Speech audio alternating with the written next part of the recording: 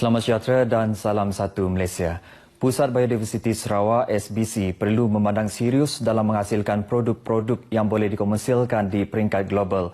Ketua Menteri Datuk Amar Abang Johari Tun Openg berkata, ke arah itu beliau akan melihat lebih terperinci Ordinan Biodiversiti Sarawak untuk mengembangkan lagi peranan SBC selain mencari jalan bagi mengaitkan institut penyelidikan tersebut dengan pemasaran hingga ke peringkat antarabangsa. But as it is, there is no sort of structure like that. Oh, I see. So I think we will discuss in the cabinet. Datuk Len, Datuk Anwar, Dr. Anwar.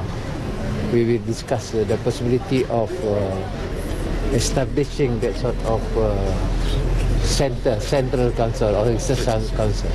Datuk Amar Abang Johari ditemui pemberita selepas mendengar taklimat daripada Ketua Pegawai Eksekutif SBC, Dr. Yeo Tiong Chia, sempena lawatan pertamanya di pusat tersebut di Puncak Borneo di daerah Pedawan.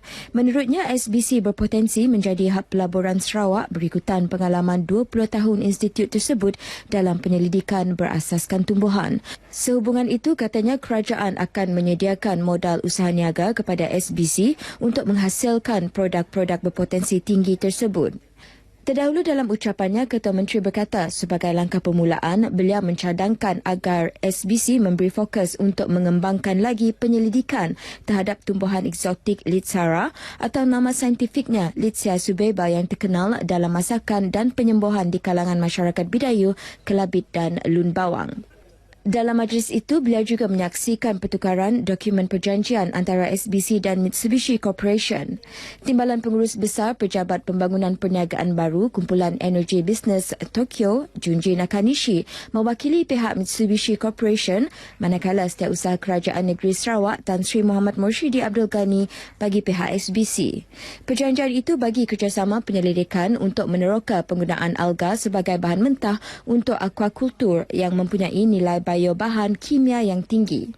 Datuk Amar Abang Johari turut melancarkan 2 denai alam semula jadi baharu SBC yang terdiri daripada ekologi dan discovery track.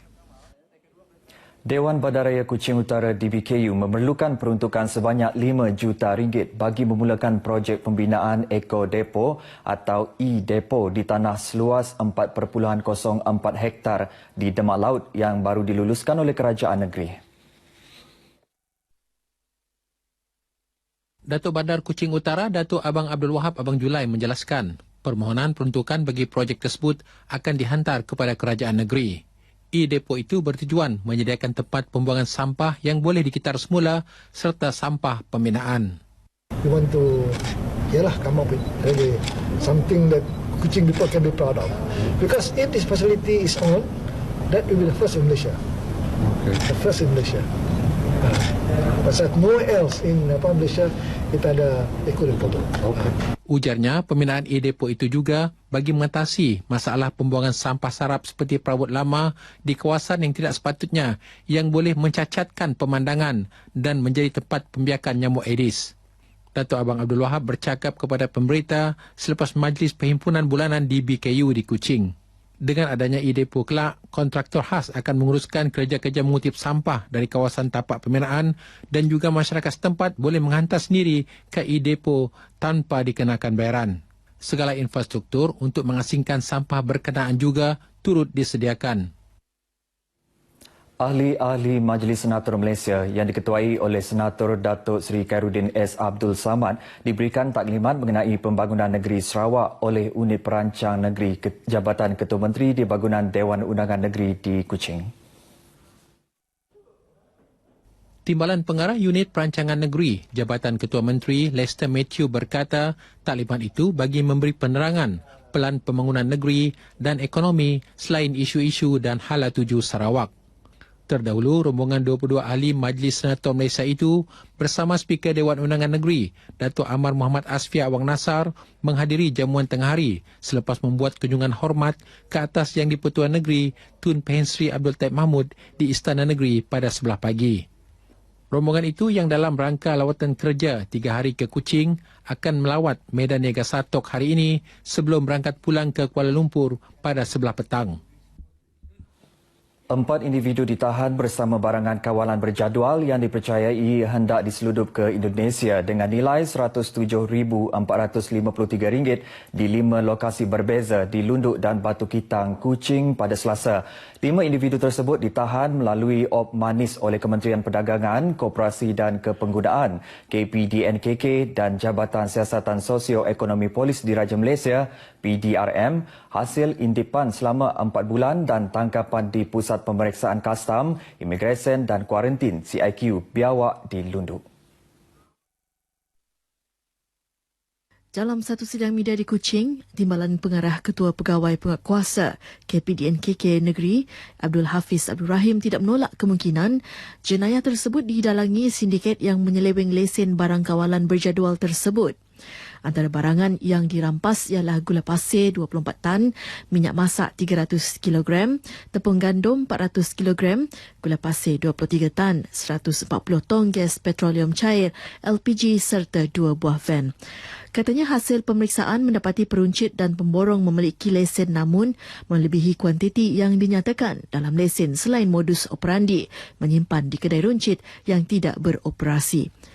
Ini termasuk menjadikan kedai runcit tersebut sebagai stor simpanan barang kawalan selain memiliki sebuah gudang simpanan di tempat lain sebelum diseludup ke negara jiran atas faktor harga yang tinggi. Kerana perbezaan harga yang ketara yang saya nyatakan tadi, sekurang-kurangnya di sebelah sana sekurang-kurangnya antara RM12,000 hingga RM15,000 untuk 1 kg. Di mana RM12,000 adalah bersamaan dengan RM3.99 pada tukaran wang asing sekarang. Jadi maknanya kita jual RM2.95 1 kilo, tetapi boleh dijual di sana sekurang-kurangnya RM3.99. Kita memberi amaran keras kepada pemegang-pemegang lesen yang kita beri yang membuat perniagaan barang-barang kawalan berjadual supaya mematuhi peraturan-peraturan yang sedia ada, termasuk syarat-syarat di dalam lesen itu, termasuk kuantiti, tempat simpanan dan cara penjualan. Kesalahan tersebut akan disiasat di bawah Akta Kawalan Bekalan 1961 dengan jumlah denda tidak melebihi RM1 juta untuk kesalahan pertama bagi individu atau RM2 juta untuk badan korporat.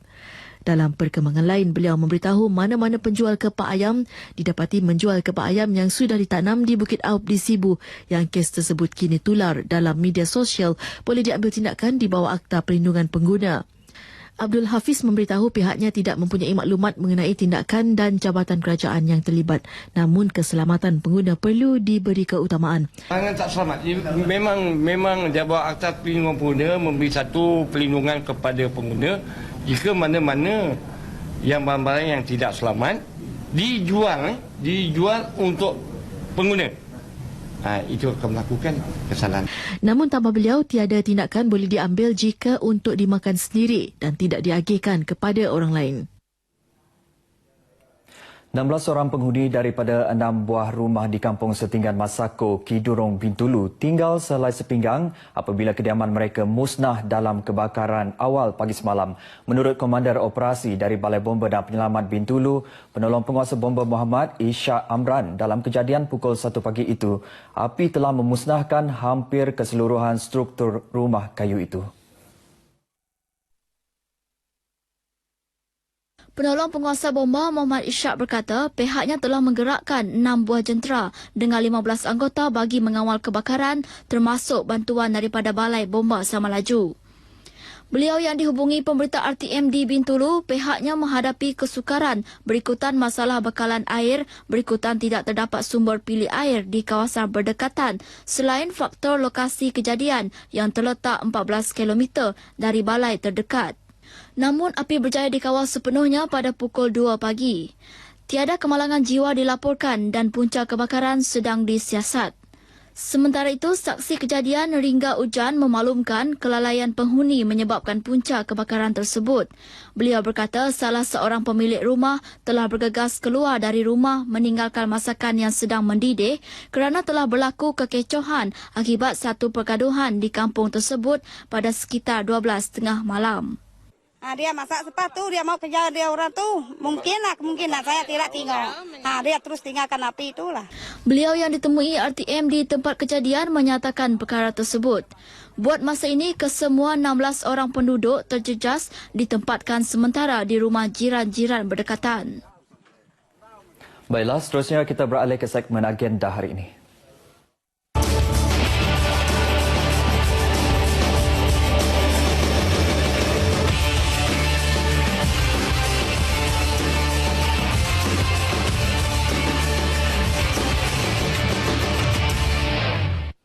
Antara liputan dalam agenda hari ini, pada pukul 8.30 pagi, Menteri Kerajaan Tempatan Dato' Dr. Sim Kuai Hian menyempurnakan majlis perasmian bagi Regional Nursing Students Conference 2017 di Universiti Malaysia Sarawak UNIMAS, Kota Samarahan. Manakala pada pukul 9 pagi, Ketua Menteri Dato' Amar Abang Johari Tun Abang Haji Openg menyempurnakan majlis perasmian Dewan SK Rakyat Haji Bol Hassan di Jalan Haji Bol Hassan, Kampung Nombor 3, Kuching. Dan akhir sekali, Panglima Medan Timur Tentera Darat, Lieutenant Jeneral Datuk Muhammad Zaki Mokhtar menghadiri program pemeriksaan kesihatan dan derma darah di Camp Anderson, Kuching pada pukul 9 pagi. Demikian antara liputan acara dalam agenda hari ini. Untuk berita seterusnya, kembali ke Angkasa Puri bersama Dilaila. Silakan.